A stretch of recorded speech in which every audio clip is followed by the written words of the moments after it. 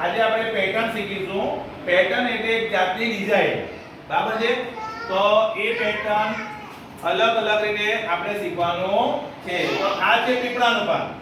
બરાબર? પહેલા મેં પીપળાનું પાન મૂકું છું અને આ છે જાસૂદનું પાન.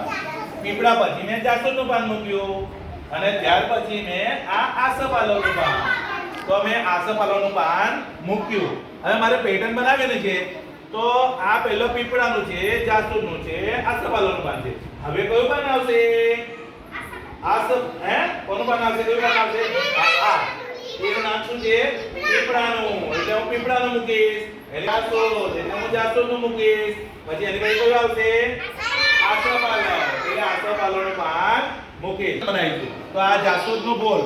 તો મેં જાસૂદનું ફૂલ મૂક્યું. ત્યાર પછી મેં આ કરણનું ફૂલ મૂક્યું અને ત્યાર પછી મેં આ બારમાસીનું ફૂલ મૂક્યું. તો હવે આપણે પેટર્ન બનાવી છે. તો પહેલા કયું ફૂલ આવશે? હવે એનું નામ શું છે? જાસૂદનું લાલ ફૂલ છે. સરસ. પછી કયું ફૂલ આવશે? એનું નામ શું છે? કરણનું ફૂલ. એટલે કરણનું ફૂલ આપણે મૂકીશું પીળું. અને ત્યાર પછી કયું આવશે? બારમાસીનું ધોળું ફૂલ આવશે. આ બધી આ જો સરસ પેટર્ન થઈ ને. આ છે ભૂરો કલર ને આ છે પીળો કલર. તો પહેલા હું લાલ કલર મૂકું છું, પછી ભૂરો કલર મૂકું છું અને પછી પીળો કલર મૂકું છું. ચાલો હવે આના પછી કયો કલર આવશે? હવે લાલ કલર. સરસ સરસ સરસ. કોણ બોલ્યો? મીરાબેન બોલ્યા. સરસ. પછી એના પછી કયો કલર મૂકવો? બોલ બેટા. એનું નામ શું છે? ભૂરો વાદળી કલર. અને ત્યાર પછી કયો કલર મૂકીશું? ના લાલ નહીં. જો લાલ આવી ગયો, ભૂરો આવી ગયો, પછી કયો આવશે? પીળો. પીળો મૂકીશું. એટલે આ સહી પેટર્ન થઈ. જોયું? આ ગ્લાસ મેં ઊભો મૂક્યો અને આ મેં ઊંધો મૂક્યો. તો હવે કયો ગ્લાસ મૂકીશું? સીધો. બોલ બેટા. સીધો મૂકીશું. Very good. હવે કયો ગ્લાસ મૂકીશું?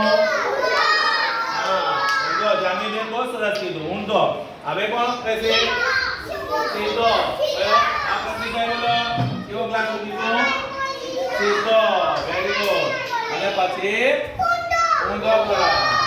સરસ સરસ સરસ. બધાને આવડી ગયું. હવે જો આપણે છે ને આ પેટર્ન બનાવી ને એ આપણા કપડામાં પણ પેટર્ન હોય, આપણા કપડામાં પણ ડિઝાઇન હોય. જો આ પિનલબેન છે. કોણ છે?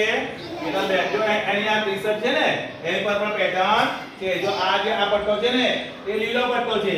પછી આ વચ્ચે કાળી લીટી છે અને પછી ધોળો પટ્ટો છે.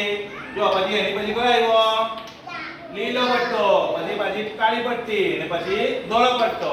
પછી કયો આવ્યો? લીલો. પછી કાળી પટ્ટી અને પછી સફેદ. આ જો એના અંદર આપણે જોઈશું. બરાબર છે? તો જો આ ચાંદલી વાળી ડિઝાઇન કરી લીધી ને. પછી જો 1 2 ને 3 આ 3 લીટી પાડે છે ને ત્યાર પછી ફરીથી ચાંદલી આવી. પછી 1 2 ને 3 પછી ફરીથી ચાંદલી આવી. આને શું કહેવાય? પેટર્ન કહેવાય. જો એક ચાંદલી 3 લીટી, એક ચાંદલી 3 લીટી, એક ચાંદલી અને 3 લીટી. એને પેટર્ન કહેવામાં આવે છે. જો મારો શર્ટ છે ને એમાં પણ પેટર્ન છે. જો આ કઈ પટ્ટી છે? ધોળી, પછી લાલ, પછી ધોળી, પછી લાલ.